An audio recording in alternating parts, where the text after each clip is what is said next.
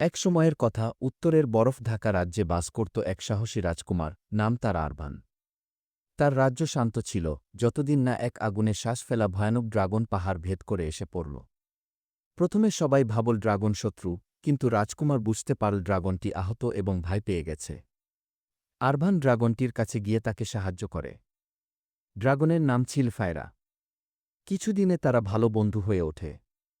ঠিক তখনই বরফ রাজ্যে নেমে আসে এক ভয়ানক ঝড়। সেই ঝড়ে বরফ জমে পুরো রাজ্য ঢেকে যায়, খাদ্য ও পানি বন্ধ হয়ে যায়।